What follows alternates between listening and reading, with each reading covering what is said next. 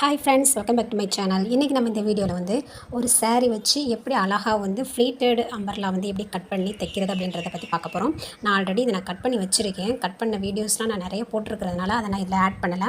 உங்களுக்கு வந்து இதில் டிசைன் அந்த ஸ்டிச்சிங் மட்டும் நான் சொல்லித்தர போகிறேன் ஃப்ரெண்ட்ஸ். இந்த வீடியோவை எந்த இடத்துல ஸ்கிப் பண்ணாமல் பாருங்கள். இப்போ ஃபஸ்ட்டு நான் அவங்க ஃப்ரண்ட்டில் வந்து பால் டிசைன் வந்து கேட்டிருந்தாங்க.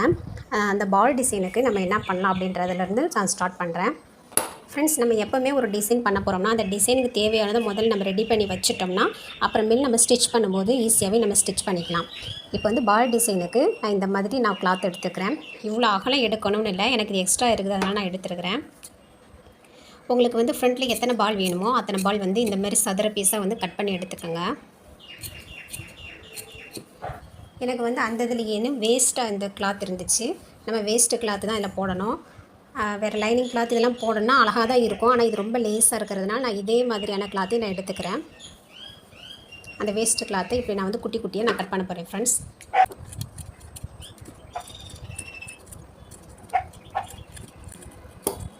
டிரான்ஸ்பரண்ட்டாக தெரியாதுனா நீங்கள் எதை வேணாலும் நீங்கள் எந்த கிளாத் வேணாலும் உங்களுக்கு போட்டுக்கலாம். ஆனால் டிரான்ஸ்பரண்ட்டாக தெரிகிற மாதிரியான கிளாத்தாக இருந்துச்சுன்னா நீங்கள் அதே கலரில் நீங்கள் எடுத்து கட் பண்ணிக்கிறது நல்லது. இப்போது இந்த இதில் கொஞ்சம் எனக்கு தேவையான பால் கிடைக்கிற அளவுக்கு நான் இதை வந்து சுருக்கிக்கிட்டேன் ஃப்ரெண்ட்ஸ். நல்லா அமுக்கி சுருக்கிக்கிங்க ஃப்ரெண்ட்ஸ். இதை சென்டரில் இப்படி வச்சுட்டு இந்த எட்ஜு ஒன்றா இருக்கிற மாதிரி இப்படி வச்சு இப்படி பண்ணிக்கோங்க. இந்த மெத்தட் வந்து ஆல்ரெடி தச்சுக்கிட்டு இருக்கிறவங்களுக்கு ஈஸியாக இருக்கும். பிகினர்ஸ்க்கு இது ரொம்பவே யூஸ்ஃபுல்லாக இருக்கும். இப்போ பாருங்கள், இதே கலர் நூல் எடுத்து நான் வந்து இதை வந்து அப்படி டைட்டாக வந்து சுற்றிக்கிறேன். உங்களுக்கு எவ்வளோ தூரம் டைட்டாக இருக்கணுமோ அவ்வளோ தூரத்துக்கு டைட்டாக வச்சு சுற்றிக்கோங்க. டைட்டாக ஆகிருச்சுன்னு தெரிஞ்சால் அப்படி பிச்சு விட்டுக்கலாம். பாருங்கள், பால் அழகாக வந்திருக்குது. இதே மாதிரி தான் நான் எல்லாத்தையும் ரெடி பண்ண போகிறேன் ஃப்ரெண்ட்ஸ். என்னுடைய அந்த செஸ்ட்டுக்கு எவ்வளோ லென்த்துக்கு எனக்கு தேவையோ அந்த அளவுக்கு நான் ரெடி பண்ண போகிறேன். இன்னொன்று நான் பண்ணி காமிக்கிறேன். நீங்கள் எந்த அளவுக்கு ஃபஸ்ட்டு எடுக்கிறீங்களோ அதே அளவுக்கு அடுத்தடுத்து எடுங்க. நல்லா இப்படி ரோல் பண்ணிக்கோங்க. பால் மாதிரி ரோல் பண்ணிவிட்டு நம்ம கிளாத்தோட சென்டரில் வச்சுட்டு நல்லா அமுக்கி பிடிச்சிட்டு இந்த மாதிரி முக்கோண ஷேப்பில் எடுத்து இதை அப்படியே வந்து இப்படி வளைச்சி விட்டுக்கோங்க. நம்ம நூல் வச்சு அந்த பாலுக்கு பக்கத்தில் நூல் வச்சு இப்படி நல்லா டைட் பண்ணிக்கலாம்.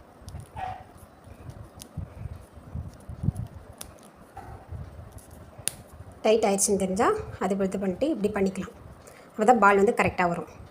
இதே மாதிரி நான் எல்லாத்தையும் ரெடி பண்ண போகிறேன் ஃப்ரெண்ட்ஸ். இப்போ வந்து நான் உங்களுக்கு ஸ்லீவ் வந்து நான் ஸ்டிச் பண்ண போகிறேன். நான் ஆல்ரெடி ஸ்லீவ் வந்து கட் பண்ணி வச்சுருக்கிறேன். இது வந்து எப்படின்னா ஆங்கிள் ஃபிட்டு, நம்மளுடைய இந்த நீக்கு மேலே உள்ள அந்த ஆங்கிள் ஃபிட்டுக்காண்டி இந்த லென்த் எடுத்திருக்கேன். இதோட லென்த் வந்து நான் 13 இன்ச் எடுத்துருக்கிறேன். நம்ம மடிச்சு மேலே பிடிக்கும் போது 12 இன்ச் வரும். கரெக்டாக நம்மளுக்கு அந்த முட்டியோட மேலே வந்து நிற்கிற மாதிரி இருக்குது. இப்போ வந்து நான் மெயின் கிளாத்தில் இந்த லைனிங் கிளாத்தை வச்சுட்டு இதெல்லாம் அவங்க குட்டியாக வந்து பஃப் கேட்டிருந்தாங்க. ரொம்ப அதிகமான பஃப் வேண்டாம், குட்டியாக எனக்கு வேணும் அப்படின்னு சொல்லியிருந்தாங்க. நான் வந்து ஒரு 1 இன்ச் இருக்கிற மாதிரி நான் லென்த் எடுத்துருக்கிறேன். இதிலேருந்து 1 இன்ச் வந்து நான் லென்த் எடுத்துருக்கிறேன். நம்ம ஆல்ரெடி நிறைய பஃப் வீடியோலாம் போட்டிருக்கிறோம். இப்போ நான் என்ன பண்ண போகிறேன்னா, இங்கேருந்து மேலேருந்து 1 இன்ச் எடுத்துருக்கோமா, இந்த 1 இன்ச்சு இங்கேயே எடுத்துக்க போகிறேன். இந்த 1 இன்ச் அளவில் தான் நம்ம வந்து சுருக்கு பிடிக்க போகிறோம். 1 இன்ச் எடுத்துகிட்டு அதை அப்படியே கீழே இறக்கி இப்படி கொண்டு வர போகிறோம். நான் இப்போ கட் பண்ணும்போது இந்த அளவுக்கு நான் கட் பண்ண போகிறேன். இதை மட்டும் இப்படி கட் பண்ண போகிறேன். இதில் மறக்காமல் சென்டர் நச்சு போட்டுக்கோங்க, இல்லாட்டினா ரொம்ப கன்ஃபியூஸ் ஆயிரும். அதே மாதிரி எவ்வளோ தூரத்துக்கு பிடிக்கணும், உங்களுக்கு வந்து பப் பிடிக்கணும் அப்படின்றதையும் எனக்குள்ளே வந்து நீங்கள் மென்ஷன் பண்ணிக்கோங்க ஃப்ரெண்ட்ஸ். இப்போ நான் வந்து ஃபஸ்ட்டு பஃப் பிடிச்சிக்கிறேன், அதுக்கப்புறமா நான் லைனிங் துணியை வச்சு ஜாயின் பண்ண போகிறேன். இப்போ பாருங்கள் ஃப்ரெண்ட்ஸ், நம்ம பஃப் பிடிக்கிறது வந்து இந்த நாச்சிலேருந்து இந்த நாச்சு வரைக்கும் நம்ம பிடிக்க போகிறோம். இது சென்டர் நாச்சு எனக்குள்ளே போட்டிருக்கோம். இதிலேருந்து இங்கே 1 இன்ச் இருக்குது, இதுலேருந்து இது இங்கே 1 இன்ச் இருக்குது. எவ்வளோ குட்டியாக வந்து பஃப் பிடிக்க முடியுமோ அவ்வளோ தூரத்துக்கு நம்ம வந்து ஃப்ளீட் இப்படி குட்டி குட்டியாக அப்படி வச்சுக்கலாம்.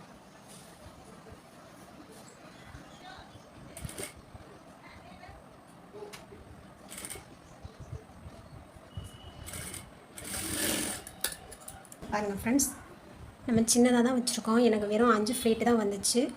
ஆனால் பார்க்க ரொம்ப அழகாக இருக்குது பாருங்கள். இந்த குட்டியாக தான் அவங்க கேட்டிருந்தாங்க. இப்போ வந்து இந்த பஃப் வந்து நம்ம ரெடி பண்ணிட்டோம். இதை இப்போ லைனிங் துணி கூட நம்ம அட்டாச் பண்ணிக்கலாம். கீழே வந்து கரை இருக்கிறதுனால நான் அப்படியே வந்து மடித்து ஒரு 1/2 இன்ச்சுக்கு அடிச்சுக்கிறேன்.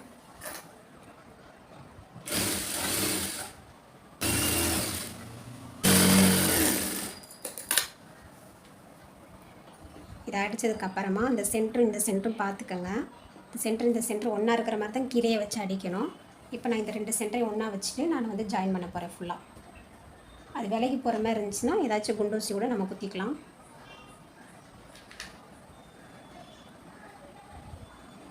இந்த சென்டர் பாயிண்ட்டை வந்து நான் குண்டூசி குத்திருக்கிறேன். இப்போ வந்து எனக்கு அடிக்கிறது ஈஸியாக இருக்கும். இதை வந்து பெரிய தையல் வச்சு நீங்கள் தைக்க ஆரம்பிக்கலாம்.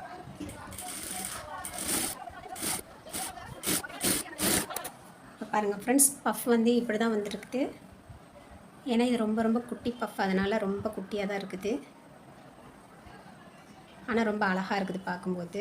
பாருங்கள், இதை அவங்க போட்டிருக்கும்போது பஃப் இருக்கிற மாதிரியே தெரியாது. ஆனால் கொஞ்சம் குட்டியாக ஒரு லைட்டாக தூக்கணும் மணிக்கு ஒரு மொட்டு மாதிரி இந்த பஃப் வந்து அழகாக இருக்கும். எனக்கு வந்து நிறைய பஃப் வேண்டாம், ஆனால் ஏதாச்சும் ஒரு டிசைன் வேணும் அப்படின்னு சொல்லி நினைக்கிறவங்க இந்த மாதிரி பஃப் வந்து நீங்கள் ட்ரை பண்ணி பாருங்கள். நெக்ஸ்ட் வந்து நான் ஃப்ரண்ட்டு தைக்க போகிறேன். ஃப்ரெண்ட்ஸ், இப்போ நான் வந்து ஃப்ரண்ட் பீஸில் வந்து நான் டிசைன் பண்ண போகிறேன்.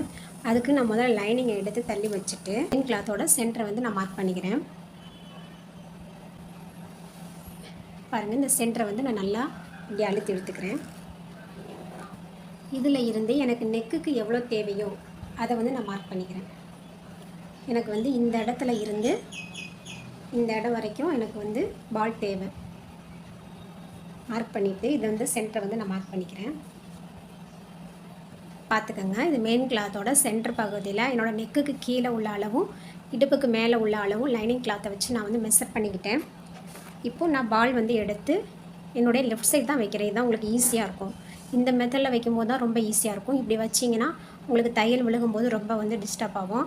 அதே மாதிரி ஒன் சைடு நண்டுகள் நீங்கள் மாற்றி வைக்கிற மாதிரி இருந்தீங்கன்னா தாராளமாக மாற்றி வைக்கலாம். இப்போ நான் வந்து ஒன் சைடு நண்டுகள் மாற்றலை, நார்மலாக இருக்கிற நண்டுகளில் தான் நான் வந்து பாருங்கள், நார்மலாக இருக்கிற ஃபுட்டில் தான் நான் அதை வைக்க போகிறேன். இப்போது இதை இந்த மாதிரி வைக்க போகிறோம். அதாவது எனக்குள்ளே பாலில் வந்து கட்டி வச்சுருக்கோம் பார்த்தீங்களா, இந்த கட்டு வந்து நம்மளுடைய அந்த லைன் மேலே இருக்கணும். அது மாதிரி இப்படி வைக்க போகிறேன்.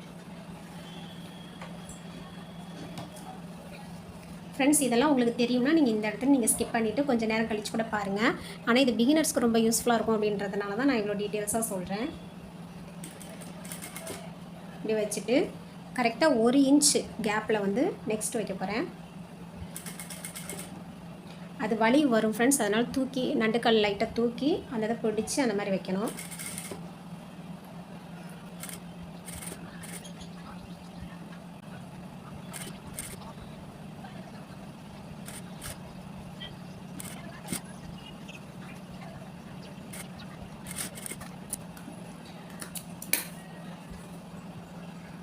இந்த சென்டர் பாயிண்ட் வந்து மார்க் பண்ணிக்கிறேன் ஃப்ரெண்ட்ஸ். இப்போ பாருங்கள், நம்ம அழகாக வந்து இந்த பால் வந்து ரெடி பண்ணி வச்சுருக்குறோம். இப்போ என்ன பண்ண போகிறோம்னா இதை வந்து கட் பண்ணி எடுக்க போகிறோம். இதுக்காக நீங்கள் கிளாத்தையே கட் பண்ணிவிட்டு திரும்ப அதை ஜாயின் பண்ணிவிட்டு அந்த மாதிரிலாம் பண்ண வேணாம். நம்ம அளந்து அதே அளவுக்கு இதை பண்ணும்போது நீட்டாக இருக்கும் பார்க்குறதுக்கு. எங்கிட்டும் வளைஞ்சு அந்த மாதிரிலாம் வராது. நெக்ஸ்ட்டாக இருக்கிற கிளாத்தை நான் கட் பண்ணி எடுத்துக்கிறேன். அதை ஒட்டி கட் பண்ணிக்கோங்க. கீழே பார்த்து கிளாத்தை கட் பண்ணிடாதீங்க.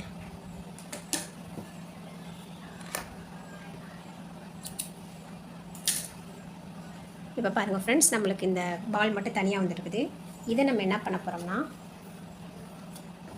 இதிலேருந்து அப்படியே ஒரே ஒரு மடிப்பு எடுத்து இது மேலே வச்சு நம்ம தையல் போட போகிறோம். இந்த தையல் வந்து மேலேருந்தே போட்டுக்கோங்க. நம்ம இங்கே சென்டர் நட்ச் பண்ணி வச்சுக்கலாம். இந்த சென்டர்லேருந்து இங்கேருந்து இந்த தையலை வந்து போட ஆரம்பிச்சிருங்க. அப்போ தான் கீழே வரும்போது நல்லா கரெக்டாக ஈவனாக வரும்.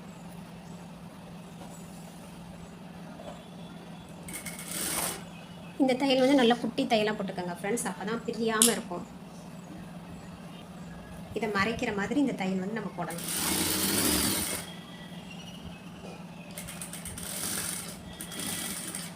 அந்த இடத்துல வலியும் வரும் ஃப்ரெண்ட்ஸ், நீங்கள் அதெல்லாம் கரெக்ட் பண்ணி 2 பக்கமும் உள்ளே தள்ளி விட்டு கரெக்டாக போட்டுக்கோங்க.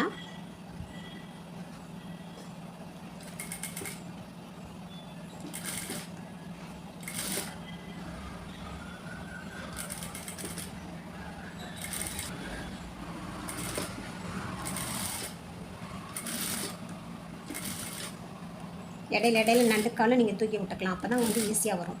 அப்படி ஒரே மாதிரி தையல் போடணும்னு நினச்சா கண்டிப்பாக இந்த பால் டிசைன்லாம் முடியாது.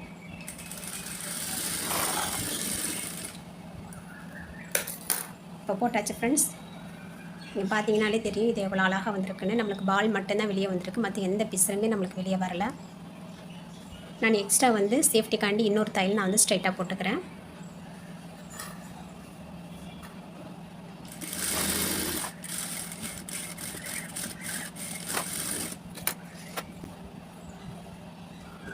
போட்டாச்சு ஃப்ரெண்ட்ஸ். இப்போ நான் வந்து ஃப்ரண்ட் பீஸோட சென்டர் பாயிண்ட்டை இதுக்கு மேலே வச்சு நான் அப்படியே அடிச்சு திருப்ப போகிறேன். நம்ம ஆல்ரெடி இங்கே தையல் போட்டிருக்கோம், அந்த சென்டரும் இந்த நாச்சும் ஒன்றா இருக்கிற மாதிரி வச்சுக்கோங்க. அதேமாதிரி நெக்கோட இந்த சென்டரும் இந்த நாச்சும் ஒன்றா இருக்கிற மாதிரி வச்சுக்கோங்க. வச்சுட்டு லைட்டாக பின் பண்ணிக்கலாம். அப்போ தான் வந்து விலகாமல் இருக்கும். ஏன்னா இது பால் அப்படின்றதுனால அங்கிட்ட விலகி வந்துடும்.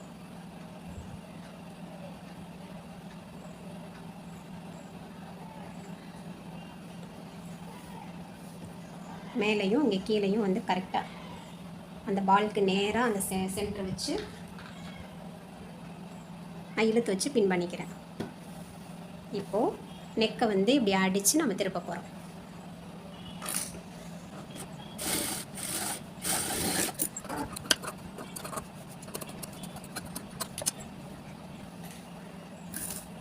பின் பண்ணதெல்லாம் எடுத்து விட்டுட்டு இப்போ இந்த இதில் இன்னொரு ட்ரிக்ஸ் நான் வந்து உங்களுக்கு சொல்லித்தரேன். இந்த ஓரத்தில் நீங்கள் தையல் போடாமல் இதை விட்டு கொஞ்சம் தள்ளி போட்டிங்கன்னா இந்த இடம் நல்லா கெட்டியாக இருக்கும். கொஞ்சம் ஒரு 2 நூல் தள்ளி அந்த தையலை போடுங்க. நம்ம அமுக்கு தையல் போடுறது 2 நூல் தள்ளி போட்டிங்கன்னா அந்த துணி கெட்டியாக இருக்கும்.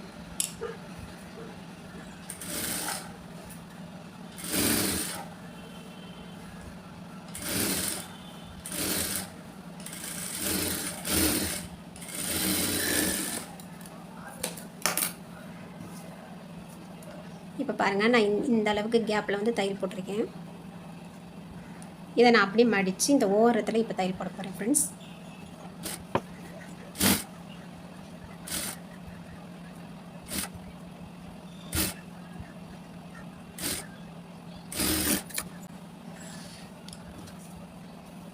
இப்போ நம்மளுக்கு கழுத்து வந்து நல்லா நீட்டாக வந்துருக்குது ஃப்ரெண்ட்ஸ். இப்போ ஃபுல்லாக நான் ஜாயின் பண்ணிட்டு எக்ஸ்ட்ரா இருக்கிறதெல்லாம் கட் பண்ணி எடுத்துட்டேன்னா ஃப்ரண்ட் பீஸ் வந்து க்ளோஸ் ஆயிரும் ஃப்ரெண்ட்ஸ். இப்போ பாருங்கள், நான் எக்ஸ்ட்ரா எல்லாத்தையும் கட் பண்ணி எடுத்துட்டேன். ஃப்ரண்ட் பீஸ் முடிச்சிட்டோம், எல்லாமே கட் பண்ணி எடுத்தாச்சு. இதில் வந்து நான் டாட் படிக்க போகிறேன். இந்த சென்டர் டாட், இந்த சைடு டாட் சொல்லுவோம்ல, இந்த 2 டாட் படிக்க போகிறேன். இதில் வந்து சில பேர் வந்து இந்த டாட் படிக்காமலே வந்து தைச்சிருவாங்க. அப்படி டாட் படிக்கிறவங்களுக்கும் இது எதுக்காக இந்த டாட் படிக்கிறோம் அப்படின்றத தெரியாமலே தைப்பாங்க. இந்த டாட் எதுக்காக பிடிக்கிறோம் அப்படின்னா, நம்ம செஸ்ட்டோட அளவு இங்கே இருக்கும். நம்ம செஸ்ட் வந்து இங்கே பெருசாக இருக்கும். நம்ம இதே மாதிரியே ஃபுல்லாக அப்படியே வச்சு தைச்சிட்டோம்னா செஸ்ட் வந்து ரொம்ப அமிங்கி இருக்கும் ஃப்ரெண்ட்ஸ். இதே நம்ம டாட் பிடிச்சிட்டோம்னா அந்த துணி வந்து கொஞ்சம் இப்படி கொடுக்கும். அது உங்களுக்கு இந்த செஸ்ட் வந்து நிற்கிறதுக்கு கொஞ்சம் லூஸாக இந்த இடத்துல இருக்கிறதுனால செஸ்ட்டோட அளவு வந்து இல்லை எடுப்பாக இருக்கிறதுக்காக தான் இந்த டாட் வந்து நம்ம பிடிச்சிக்கிட்டு இருக்கோம். இது ஒவ்வொரு வயசுக்கு தகுந்தாப்படி, ஒவ்வொருத்தவங்க உடல் அமைப்புக்கு தகுந்தாப்படி இது வேறுபடும். இப்போ சின்ன பிள்ளைங்களுக்கு நீங்கள் தைக்கிறீங்க அப்படின்னா இந்த டாட்டே தேவையில்லை, பிடிக்கவே தேவையில்லை, அப்படி நீங்கள் தைச்சிக்கலாம். ஒரு 12 வயசு 13 வயசு அப்படி நீங்கள் போகும்போது ஒரு 1/4 இன்ச் மட்டும் நீங்கள் வந்து டாட் பிடிங்க. அதுவே கொஞ்சம் நல்லா வளர்ந்தவங்க, செஸ்ட்டு நல்லா பெருசாக இருக்குது அப்படின்னா 1/2 இன்ச்சு 3/4 இன்ச்சு அந்த அளவுக்கு கூட நீங்கள் டாட் பிடிக்கலாம்.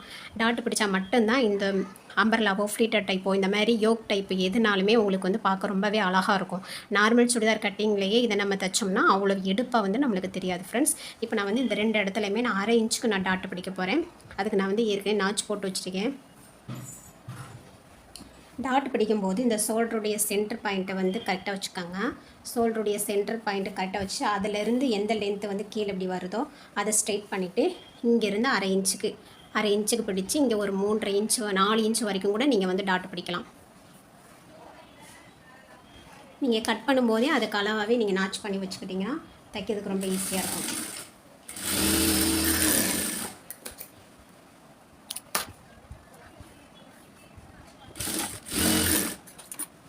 இப்போ டாட் பிடிச்சி எல்லாமே முடிச்சாச்சு.